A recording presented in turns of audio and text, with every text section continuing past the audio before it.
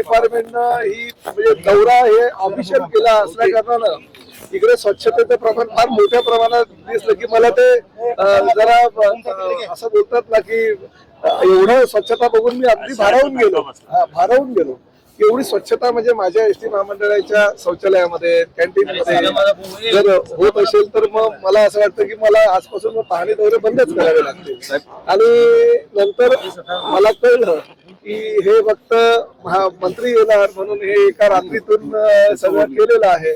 आणि कॅन्टीन मध्ये मी बघितलं तर कॅन्टीन मध्ये जे रेड कार्ड होते, स्वच्छता होती, युनिफॉर्म होते, एवढे युनिफॉर्म चांगले होते, परत मास्क घातले होते, कॅप घातली होती, सगळ्या गोष्टी केलेल्या होत्या ज्या प्राथमिक गरजा आहेत. आणि एसटी महामंडळानं भाडेपट्ट्यानं कॅन्टीन जेव्हा दिलं त्यांना तेव्हा ज्या ज्या काही उपाययोजना करायला सांगितलं होतं त्याचं सगळं पालन केलेलं होतं.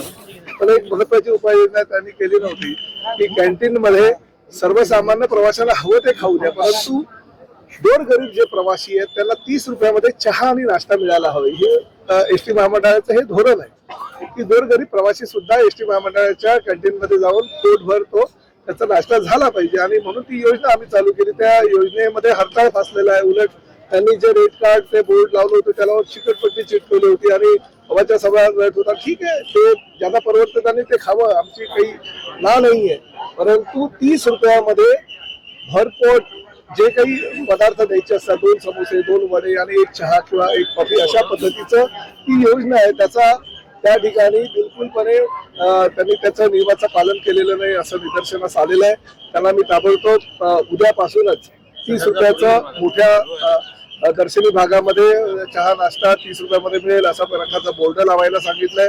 पहिली वेळ आहे, स्वच्छता दिसली आहे, म्हणजे प्रत्येक वेळी कारवाई करणं योग्यच आहे असं मला वाटत नाही. तरी सुद्धा ही जी त्यांनी गोष्ट अंमलात जर आणली नाही तर निश्चितपणे त्याच्यावर कारवाई करण्यात येईल. सुलभ शौचालय मी बघितलं, स्वच्छ होतं. अनेक प्रवाशांनी मला तक्रार केली की 5 रुपये अंतिम प्रसाधन गृहामध्ये जाण्यासाठी घेणं निश्चित झालेलं असताना 10 रुपये घेतलं जातं. महिलांकडनं मोफत त्यांना द्यायचं असं कबूल केलेलं असताना सुद्धा त्यांच्याकडनं 5-5, 10-10 रुपये घेतले जातात.